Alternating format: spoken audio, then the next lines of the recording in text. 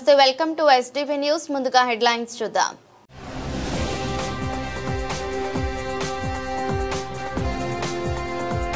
రాజ్భవన్ లో జరిగిన 76వ రాజ్యాంగ దినోత్సవ వేడుకలకు ముఖ్య అతిథిగా పాల్గొన్న governor yes Abdul Nazir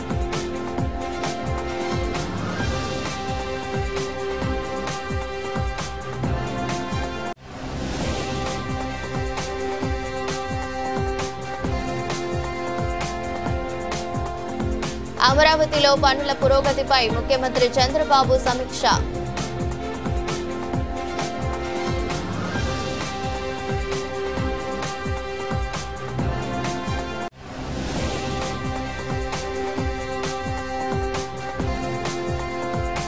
medical కళాశాలల ప్రైవేటీకరణ ప్రభుత్వ ఆసుపత్రులను పీపీపీ విధానం ద్వారా ప్రైవేట్ వ్యక్తులకు కట్టబెట్టడాన్ని వ్యతిరేకిస్తూ ప్రజాభిప్రాయ సేకరణ కార్యక్రమం రాజధాని అమరావతి కోసం భూములు ఇచ్చిన రైతుల సమస్యల పరిష్కారానికి అత్యంత ప్రాధాన్యం ఇవ్వాలని ముఖ్యమంత్రి చంద్రబాబు నాయుడు ఆదేశాలు జారీ చేశారు. గత పాలనలో ఇబ్బందులు ఎదుర్కొన్న రాజధాని రైతులకు న్యాయం జరగాలని సీఎం సూచించారు. బుధవారం సచివాలయంలో సిఆర్డీఏపై సీఎం సమీక్ష జరిగింది. గత పాలనలో రాజధాని కోసమే రైతులు సుదీర్ఘ పోరాటం చేశారని, వారికి ఏమైనా సాంకేతిక పరమైన ఇబ్బందులు ఉంటే వాటిని తక్షణం పరిష్కరించాలని సిఆర్డీఏ పురపాలక శాఖను ముఖ్యమంత్రి ఆదేశించారు. త్వరలో వారితో సమావేశమై ఇబ్బందులు తెలుసుకోవాలని పురపాలక శాఖ మంత్రికి అధికారులకు స్పష్టం చేశారు. రైతులు త్యాగం చేసిన ప్రభుత్వానికి సహకరించిన రైతులకు ప్రభుత్వం తరపున అదే స్థాయి సహకారం అందాలని అన్నారు. అపరిష్కృతంగా ఏమైనా అంశాలు ఉంటే వాటిని కేబినెట్ ముందు ఉంచాలని ఆదేశించారు. రాజధానిలో నిర్మాణాలు వేగంగా పూర్తి చేసేందుకు కార్యాచరణ చేయాలని సూచించారు. నిర్మాణాల నాణ్యత, వేగం విషయంలో ఎక్కడ రాజీ పడొద్దని పేర్కొన్నారు. అంతిమంగా అమరావతి ప్రపంచ శ్రేణి నగరంగా తయారు కావాలన్నదే ప్రభుత్వ లక్ష్యమని సీఎం స్పష్టం చేశారు. ఈ సమీక్షకు పురపాలక శాఖ మంత్రి పి నారాయణ, సిఆర్డీఏ పురపాలక శాఖ ఉన్నతాధికారులు హాజరయ్యారు.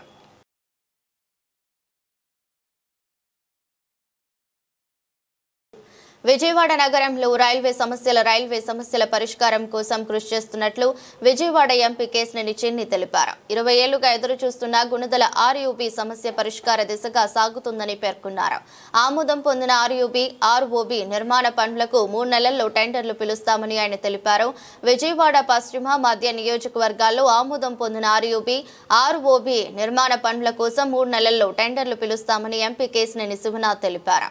బుధవారం Gunadala, Errakatta bridge, new Rajarajeswaripeta railway gate ప్రాంతాలను ఎంపీతో పాటు MLA Bonda Uma Maheswararao, revenue, railway అధికారులు, పశ్చిమ ఎమ్మెల్యే కార్యాలయ నిర్వాహకుడు ప్రతిపాటి శ్రీధర్ పరిశీలించారు. ఈ సందర్భంగా మాట్లాడుతూ 20 ఏళ్లుగా ఎదురు చూస్తున్న గుణదల ఆర్యూబీ సమస్య పరిష్కార దిశగా సాగుతోందని పేర్కొన్నారు.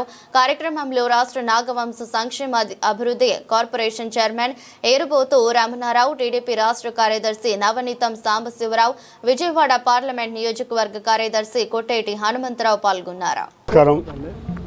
ఇవాళ విజయవాడ నగరంలో ఎన్నో డ్రైనేజీలు, రైల్వే లైన్లు పాస్ అవుతున్నాయి. ఈ నగరంలో అన్ని మార్గాలుగా చాలా రద్దీగా ఏర్పడినాయి.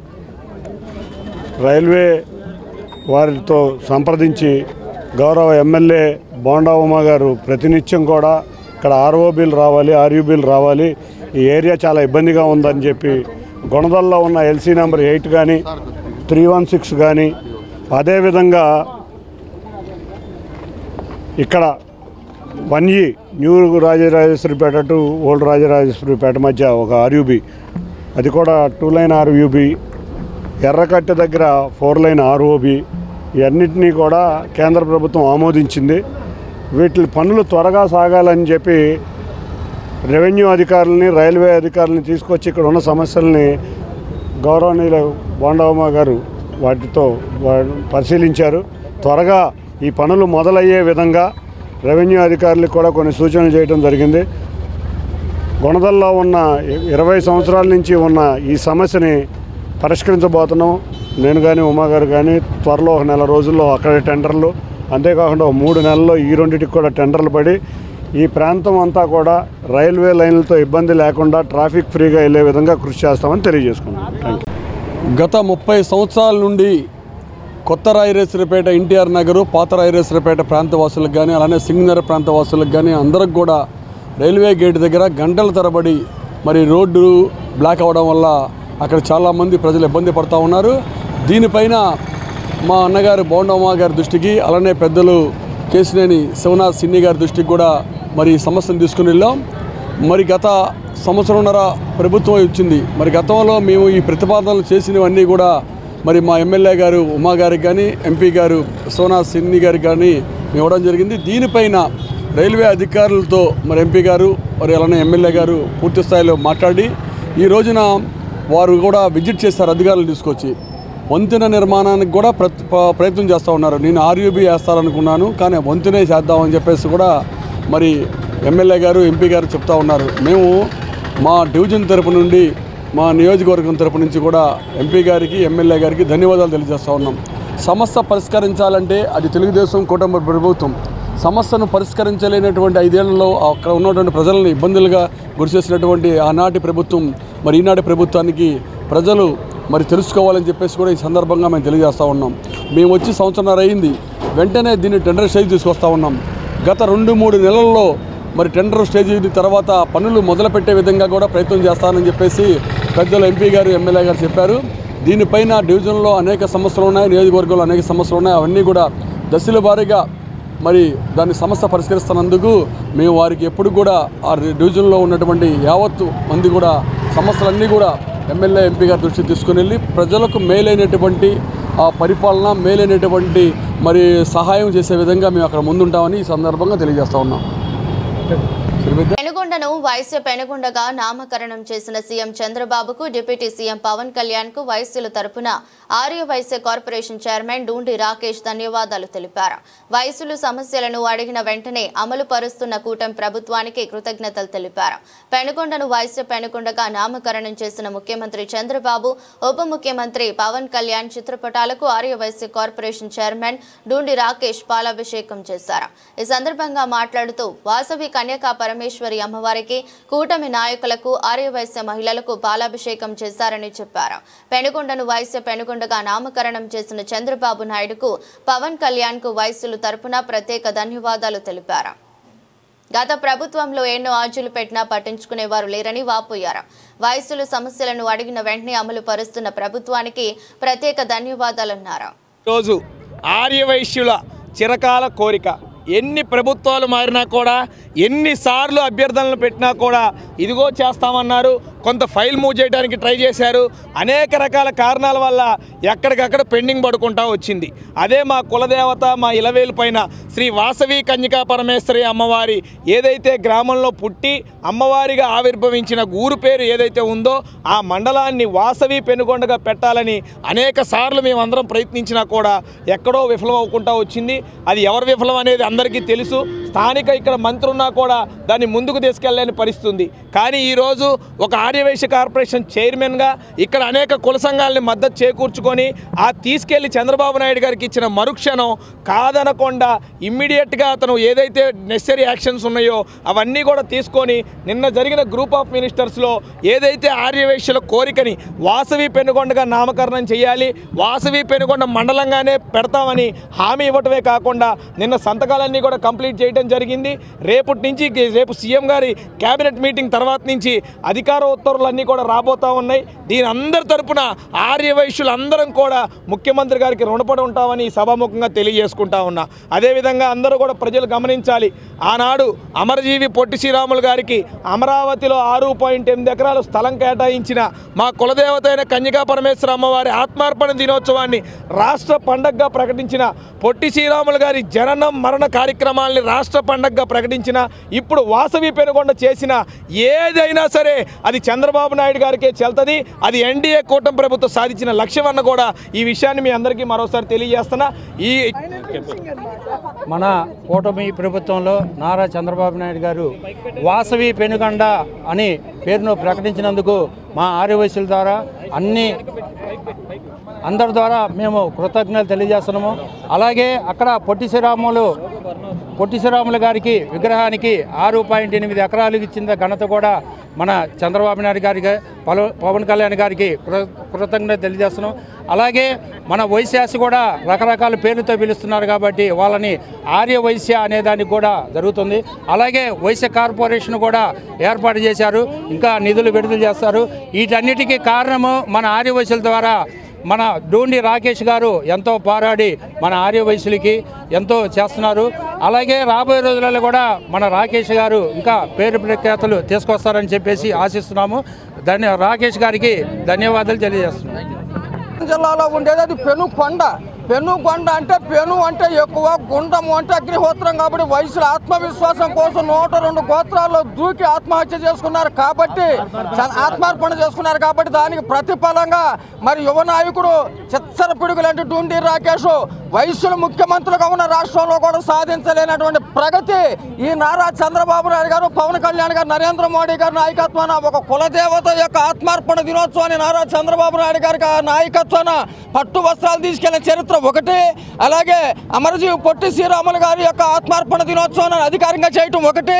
ఆయన స్మృతివనం కోసం అని చెప్పి పురపాలక శాఖ మంత్రి గారితో సంప్రదించి నారా చంద్రబాబు నాయుడు గారికి నాయకత్వం 5 ఎకరాల స్థలం తీసుకోవడం ఒకటైతే, వాసవి పెనుగొండగా నామకరణం చేసినందుకు రాష్ట్ర ముఖ్యమంత్రి గారు నారా చంద్రబాబు నాయుడు గారిని, ఉప ముఖ్యమంత్రి పవన్ కళ్యాణ్ గారిని, కేంద్రంలో ఉన్నటువంటి నరేంద్ర మోడీ మా ఆత్మబంధువు కాబట్టి మరి నేను ఇక్కడే మహాకూటమి నాయకుల విషయం మనం చేస్తున్నానయ్యా. విద్యాలయాలు, వైద్యాలయాలు, దేవాలయాలు, గ్రంథాలయాలకు కాశ్మీర్ నుంచి కన్యాకుమారి వరకు 1,00,000 మంది. ఈరోజు జరిగిన కార్యక్రమం చాలా జయప్రదం చేశారు. అందరూ ఆర్యవైశ్యులు మహిళలు పెద్ద సంఖ్యలో పాల్గొన్నారు.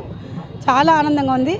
మనకు పెనుగొండ అమ్మవారి పేరు మీద మన గౌరవనీయులైన శ్రీ నారా చంద్రబాబు నాయుడు గారు, ఎన్డీఏ ప్రభుత్వము కలిసి మనకు పెనుగొండను వాసవి పెనుగొండగా పేరు మార్చినందుకు మేమందరము ఆర్యవైశ్యుల మహిళా సంఘాలు, ఆర్యవైశ్యులు అందరూ కూడా సర్వదా అందరూ హర్షం వ్యక్తం చేస్తున్నారండి. మేము ప్రత్యేకంగా వారికి కృతజ్ఞత తెలుపుతున్నాం. జై హింద్. మెడికల్ కళాశాలల ప్రైవేటీకరణ, ప్రభుత్వ ఆసుపత్రులను పీపీపీ విధానం ద్వారా ప్రైవేట్ వ్యక్తులకు కట్టబెట్టడాన్ని వ్యతిరేకిస్తూ national human rights and anti corruption bureau ఆధ్వర్యంలో ప్రజాభిప్రాయ సేకరణ కార్యక్రమం విద్యాధరపురం సితారా సెంటర్లో జరిగింది. ఎన్ఎస్ఆర్ ఏసీబీ జాతీయ కార్యదర్శి న్యాయవాది ఎం హనుమాన్ రామగుప్తా నేతృత్వంలో నిర్వహించిన ఈ కార్యక్రమానికి ముఖ్య అతిథిగా వైఎస్ఆర్సీపీ గుంటూరు పార్లమెంట్ పరిశీలకులు పోతిన వెంకట మహేష్ హాజరయ్యారు. కార్యక్రమంలో వాయిస్ ఆఫ్ మాల మహానాడు అధ్యక్షులు శ్యామ్, మైనారిటీ నాయకులు షేక్ కరీముల్లా, పైడిపాటి మురళి, పైడిపాటి రమేష్, అడ్డూరి తమ్మారావు, పిల్ల రవి, దుర్గప్రసాద్, పలగాని శివరాం, మల్లేశ్వరి, మరుపిల్ల చెన్నారావు, ప్రశాంత్, బి నూకరాజు, రాజేష్, దేవా నాయర్ తదితరులు పాల్గొన్నారు. రాజ్యాంగ దినోత్సవ శుభాకాంక్షలు. భారత రాజ్యాంగ నిర్మాత డాక్టర్ బిఆర్ అంబేద్కర్ గారికి, అలాగే రాజ్యాంగ కమిటీకి కూడా మేమందరం కూడా ఎప్పటికీ కూడా రుణపడి ఉంటామని కూడా ఈ సందర్భంగా తెలియజేస్తాం. భారత రాజ్యాంగం దేశంలోని ప్రజలందరికీ కూడా సమానమైనటువంటి హక్కులు, సమానత్వం, స్వేచ్ఛ కల్పించాయి. కానీ కూటమి ప్రభుత్వం మా హక్కుల్ని, మా స్వేచ్ఛని లాక్కునేటువంటి హక్కు లేదు. భారత రాజ్యాంగం ప్రకారం భారతదేశంలో ప్రతి ఒక్కరికి కూడా విద్య, వైద్యం అందాలి. కానీ కూటమి ప్రభుత్వం అధికారంలోకి వచ్చిన తర్వాత ఎందుకని మీరు ప్రభుత్వ మెడికల్ కళాశాలని ప్రైవేటు పరం చేస్తూ ఉన్నారు? ఎందుకు ప్రభుత్వ ఆసుపత్రుల్ని పీపీపీ విధానం ద్వారా పెట్టుబడిదారులకి కట్టబెట్టేటువంటి నిర్ణయాలు తీసుకుంటా ఉన్నారని సూటిగా ప్రశ్నిస్తూ ఉన్నాం. మా పార్టీ అధ్యక్షులు వైఎస్ జగన్మోహన్ రెడ్డి గారు గతంలో మరి ఎప్పుడు లేనటువంటి విధంగా రాష్ట్రంలో కేవలం 12 మెడికల్ కళాశాలలు ఉంటే జగన్మోహన్ రెడ్డి గారు అధికారంలోకి వచ్చాక 17 కొత్త మెడికల్ కాలేజీలకి అనుమతులు తీసుకొచ్చి 7కి నిర్మాణాలు పూర్తి చేసి మరి మిగతా 10 కూడా స్థలాలు కేటాయించి నిర్మాణాలు చేస్తూ అనుమతులు తీసుకొచ్చారు. మరి ఆరోగ్యశ్రీని కూడా అదేవిధంగా ప్రతి సామాన్యుడికి అందుబాటులో తెచ్చే విధంగా 25 లక్షల రూపాయల వరకు వైద్య సేవల్ని అందించినటువంటి విప్లవాత్మకమైనటువంటి నిర్ణయాలు తీసుకున్నారు. మరి జగన్మోహన్ రెడ్డి గారి కన్నా మిన్నగా చేయాలంటే చంద్రబాబు నాయుడు గారు కూడా మరికొన్ని మెడికల్ కాలేజీలు తేవాల్సింది. అలాగే ప్రభుత్వ ఆసుపత్రుల్ని బాగా డెవలప్ చేయాల్సింది. పేద సామాన్య వర్గాలకి మెరుగైన వైద్య సేవలు. నిన్న కాక మన గవర్నమెంట్ హాస్పిటల్లో కూడా చాలా ఇబ్బంది పడ్డారు. ఒకసారి చూసుకోండి, నిన్న టెచ్చర్ మీద వాళ్ళ ఫ్యామిలీ వాళ్ళే తీసుకెళ్తున్నారు.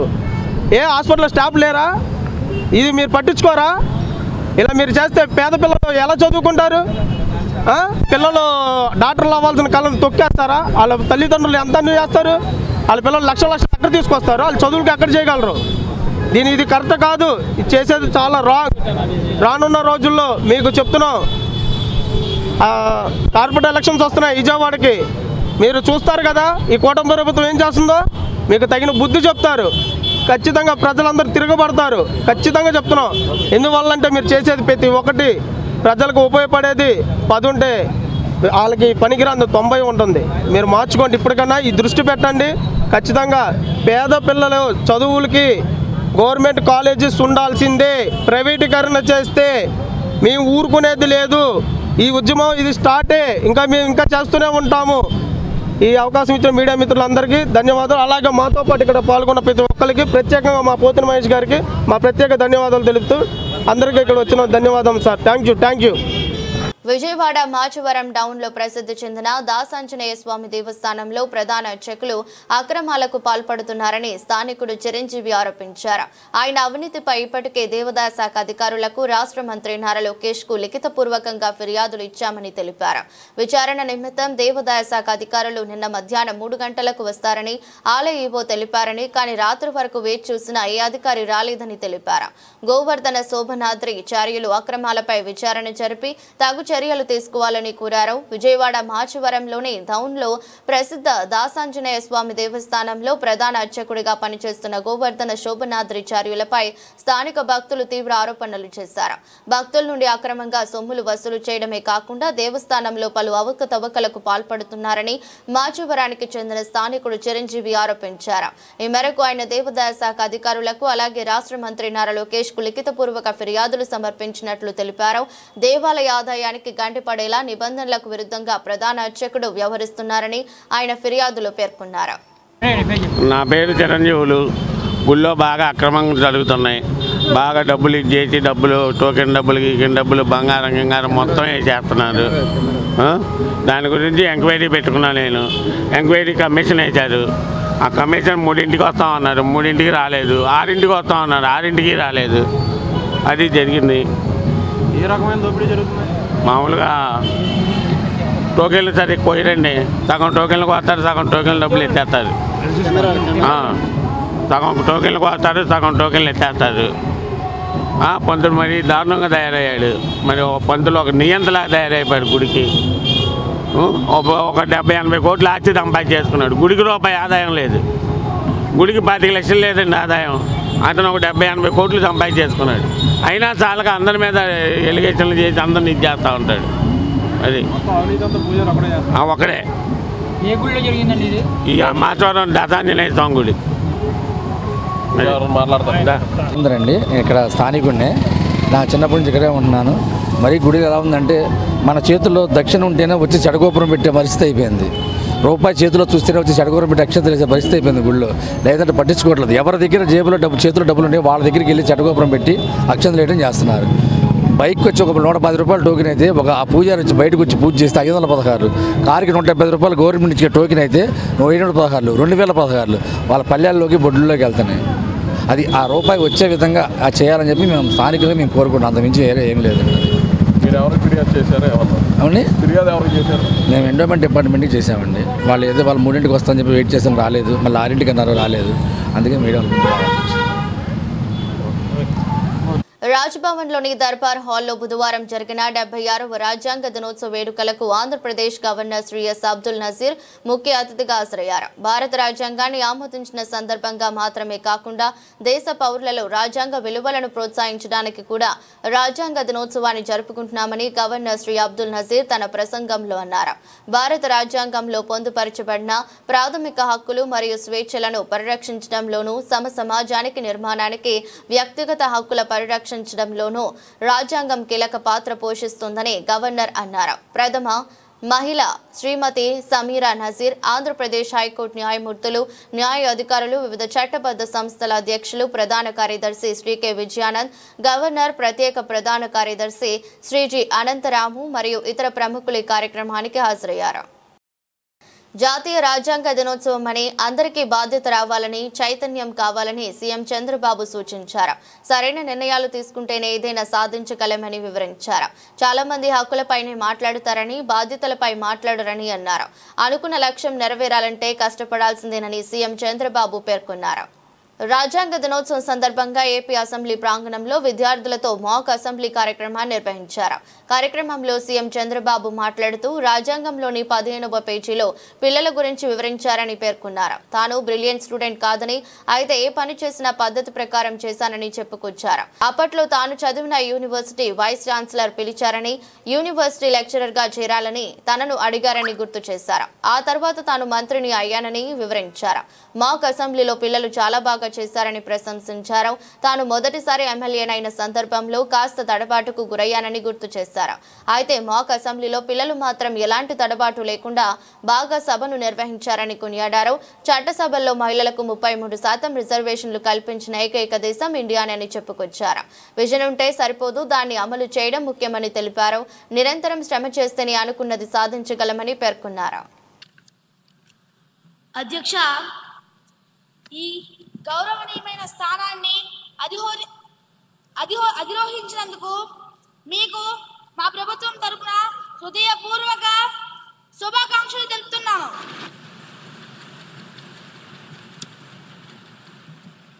Thank you. మీరు అధికార పక్షానికి ప్రతిపక్షానికి సమాన త్రాసు లాంటి వారు.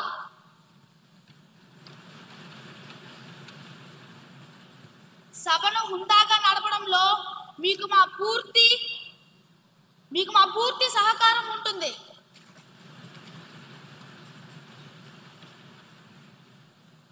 అధ్యక్ష, మీకు మా శుభాకాంక్షలు. స్పీకర్ కుర్చీలో కూర్చున్న తర్వాత మీకు పార్టీ ఉండదు, కేవలం న్యాయం మాత్రమే ఉంటుంది. ప్రభుత్వం తమ మెజారిటీతో మా గొంతు నొక్కాలని చూస్తే మాకు రక్షణగా నిలబడాల్సింది మీరే. ప్రతిపక్షం గొంతుకును మీరు కాపాడుతారని ఆశిస్తున్నాం అధ్యక్ష.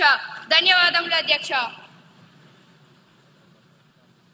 పేజీకి వెళ్ళాలి మీరు, ఇది ఎప్పుడూ గుర్తుండాలి. 15వ పేజీ మీకు బుక్ వచ్చిందా? వచ్చుంటే రాలేదా? కొంతమందికి రాలేదు, ఆ పక్క ఈ పక్క వచ్చింది. ఈ పుస్తకంలో రాసింది మీరు చదివితే ఈ 15వ page, constitution of India. The people of India having solemnly resolved to constitute India into a sovereign democratic republic and to secure to all its citizens justice, social, economic and political, liberty of thought, expression, belief, faith and worship, equality of status and of opportunity, and to promote among them all fraternity, assuring the dignity of the individual and the unity of the nation. In our Constituent Assembly this 26th day of November 1949, do hereby adopt, enact and give to ourselves this constitution. ఈ రాజ్యాంగం రాసుకునేది మన కోసరం, మనం రాసుకున్న రాజ్యాంగం ఇది. ఇప్పుడే ఈ రాజ్యాంగాన్ని చెప్పినప్పుడు చాలా విషయాలు చెప్పారు. ప్రపంచంలోని అతిపెద్ద రాజ్యాంగం భారత రాజ్యాంగం అని సెంట్రల్ ఎమ్మెల్యే బోండా ఉమామహేశ్వరరావు వెల్లడించారు. అంబేద్కర్ ఆధ్వర్యంలో రచించి అందించిన రాజ్యాంగం వల్లే నేడు కులమత జాతి ప్రాంత భేదం లేకుండా ప్రజలందరూ స్వేచ్ఛ వాయువులు తీసుకుంటూ మన దేశంలో ఆనందంగా జీవిస్తున్నారని పేర్కొన్నారు. అటువంటి మహానీయుని స్మరించుకోవాల్సిన బాధ్యత మనందరిపైన ఉందన్నారు. బుధవారం 63వ డివిజన్ రాజీవ్ నగర్ లో సెంట్రల్ నియోజకవర్గ తెలుగు యువత అధ్యక్షులు బెజ్జం జైపాల్ ఆధ్వర్యంలో బాబాసాహెబ్ అంబేద్కర్ విగ్రహం వద్ద 76వ రాజ్యాంగ దినోత్సవ వేడుకలు ఘనంగా జరిగాయి. కార్యక్రమానికి సెంట్రల్ ఎమ్మెల్యే బూండా ఉమామహేశ్వరరావు హాజరై అంబేద్కర్ విగ్రహానికి పూలమాలలు వేసి ఘన నివాళులర్పించారు. ఈ సందర్భంగా ఎమ్మెల్యే బూండా ఉమామహేశ్వరరావు మాట్లాడుతూ ప్రపంచంలోనే గొప్ప రాజ్యాంగాన్ని అందించిన మహోన్నత వ్యక్తి బాబాసాహెబ్ అంబేద్కర్ అన్నారు. ఆయన అందించిన రాజ్యాంగం వల్లే భారతదేశ ప్రజలందరూ సుఖ సంతోషాలతో ఉన్నారన్నారు. నియోజకవర్గ ఎస్ఎస్ఎల్ ఆధ్వర్యంలో బాబాసాహెబ్ రాజ్యాంగం అంశాలపై పాఠశాలల విద్యార్థులకు పలు పోటీలను నిర్వహించామని వాటిలో గెలుపొందిన వారికి బహుమతులను పీడబ్ల్యూడీ గ్రౌండ్ అంబేద్కర్ విగ్రహం వద్ద జరిగే కార్యక్రమంలో అందజేస్తామన్నారు. అనంతరం విద్యార్థులకు పుస్తకాలు, పండ్లు, స్వీట్లు పంపిణీ చేశారు.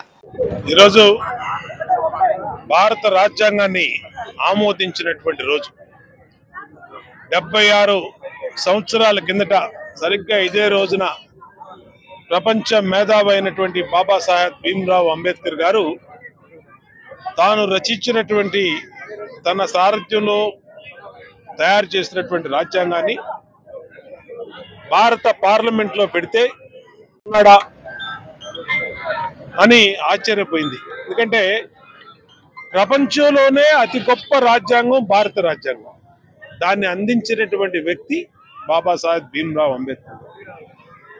భారతీయ పరిస్థితులను బట్టి రాబోయే రోజుల్లో దేశ అభివృద్ధిని దృష్టిలో పెట్టుకొని నిమ్మజాతి వర్గాలకి, అణగారిన వర్గాలకి, బడుగు బలహీన వర్గాలకి ఏ విధంగా న్యాయం జరగాలని ఆ రోజుల్లోనే 76 సంవత్సరాల కిందట ఆలోచన చేసినటువంటి గొప్ప మహానుభావుడు ప్రపంచ మేధావి బాబాసాహెబ్ బిఆర్ అంబేద్కర్ గారు.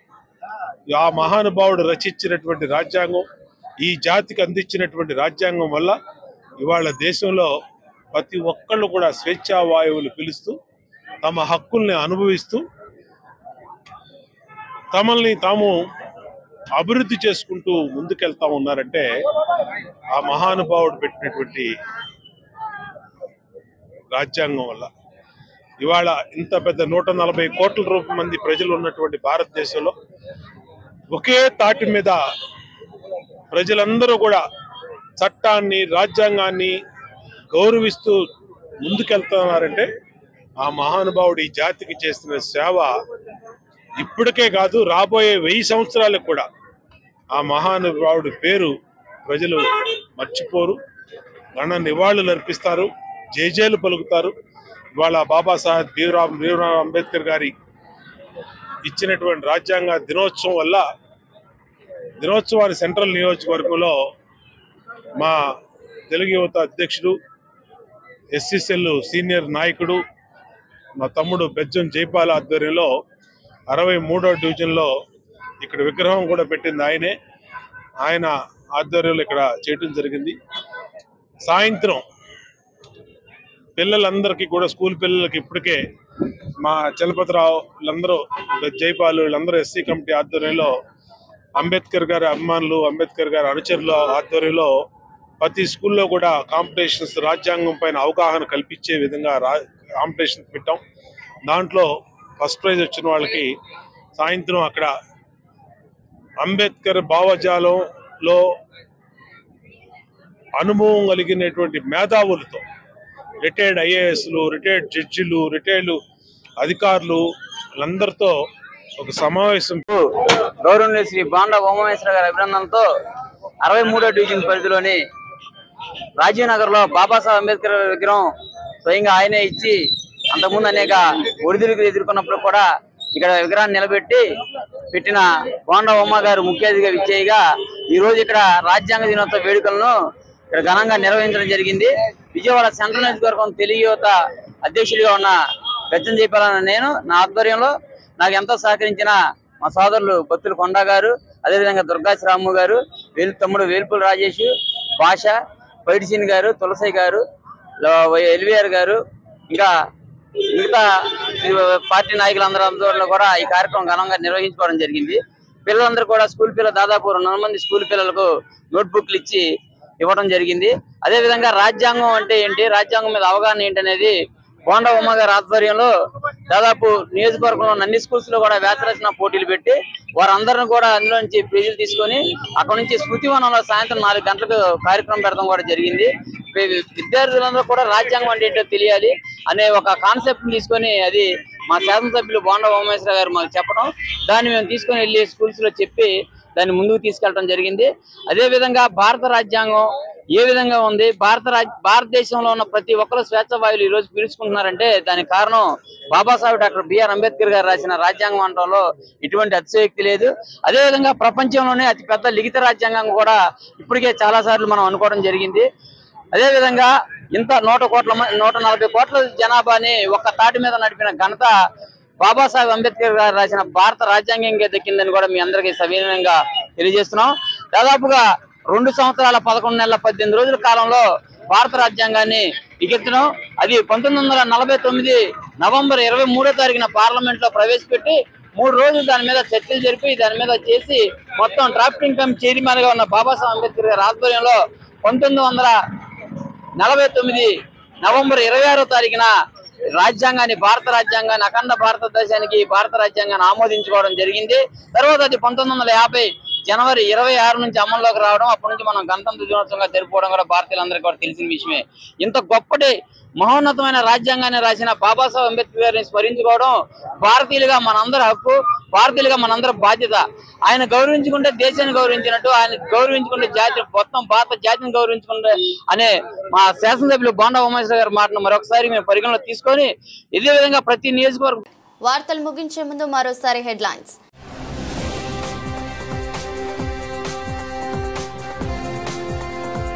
రాజ్భవన్ లో జరిగిన 76వ రాజ్యాంగ దినోత్సవ వేడుకలకు ముఖ్య అతిథిగా పాల్గొన్న governor yes Abdul Nazir.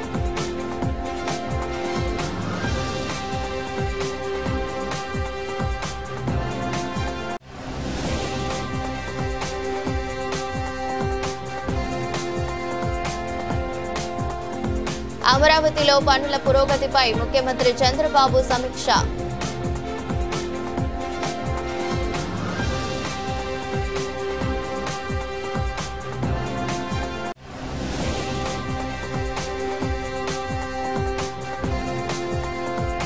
Medical కళాశాలల ప్రైవేటీకరణ, ప్రభుత్వ ఆసుపత్రులను పీపీపీ విధానం ద్వారా ప్రైవేట్ వ్యక్తులకు కట్టబెట్టడాన్ని వ్యతిరేకిస్తూ ప్రజాభిప్రాయ సేకరణ కార్యక్రమం. ఇది బులెటిన్. మరో బులెటిన్లో మళ్ళీ కలుద్దాం. అంతవరకు సెలవు. నమస్కారం.